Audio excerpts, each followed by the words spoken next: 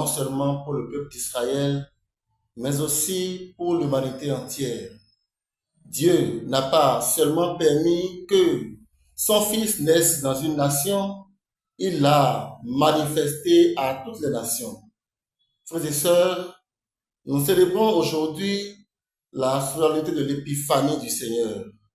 L'épiphanie est la manifestation du Seigneur à tous les hommes, à toutes les nations qui marchent vers lui pour l'adorer. C'est la révélation de la messianité et de la divinité de Jésus aux nations. C'est ce qu'annonce le prophète Isaïe dans la première lecture. Les nations marcheront vers ta lumière et les rois vers la clarté de ton aurore.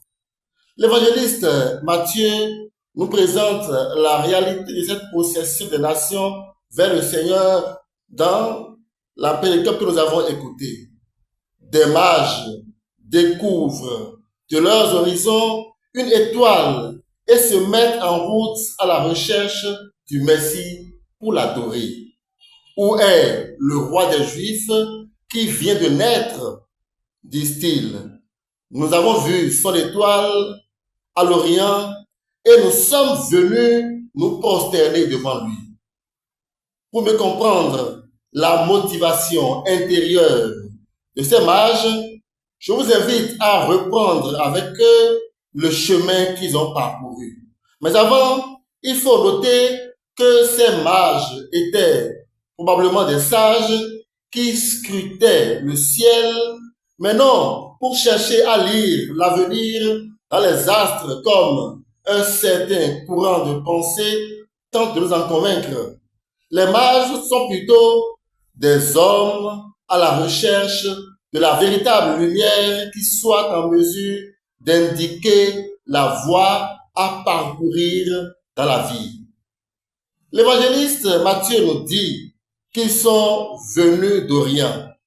Ce n'est pas une mention banale. Cela veut dire que le Seigneur s'est manifesté par un mystérieux signe à des non-juifs, c'est-à-dire à des païens. Cela illustre bien ce que saint Paul dit dans la deuxième lecture. Le mystère tenu caché est révélé. Et ce mystère, c'est que toutes les nations sont associées au même héritage, au même corps, au partage de la même promesse dans le Christ Jésus. L'épiphanie, c'est donc l'extension de la révélation de la divinité de Jésus aux non-juifs. Nous pouvons déjà tirer une conclusion. Si Dieu s'est choisi un peuple qui d'abord s'appelait Israël et qui s'appelle maintenant Église, cela ne signifie pas pour autant qu'il néglige ceux qui n'en font pas partie. Dieu peut donc se manifester en dehors de l'Église, même si celle-ci demeure la garante de la vérité révélée. C'est d'ailleurs ce que révèle la démarche des mages. Tous sages qu'ils étaient, ils ne pouvaient pas se rendre auprès de Jésus sans la médiation du peuple de Dieu représenté par les scribes et les grands prêtres.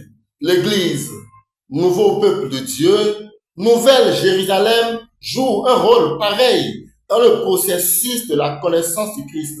Si le signe de l'étoile peut orienter, si Dieu peut passer par des éléments de la nature pour nous parler, il y a nécessité de confirmation de ce signe par la parole de Dieu, gardée et interprétée à travers les siècles par l'Église.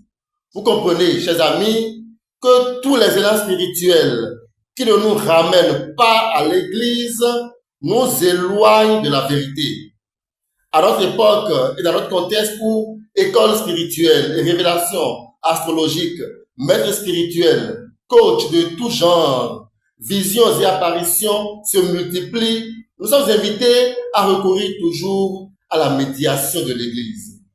Mais la démarche des mages signifie aussi que la raison à elle seule ne suffit pas pour connaître Dieu.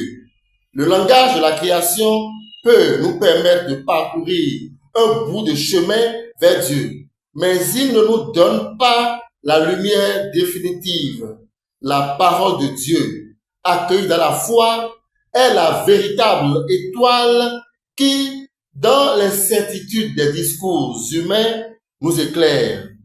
Laissons-nous donc guider par cette étoile. Suivons-la dans notre vie en marchant avec et dans l'Église. Notre route sera ainsi toujours illuminée.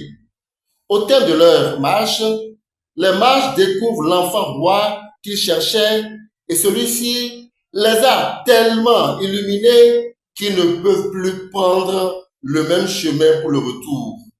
La rencontre avec le Christ conduit l'homme sur le chemin de la vie et non pas dans les sentiers de la vengeance, de la violence, de la haine, du règlement de comptes et de la mort.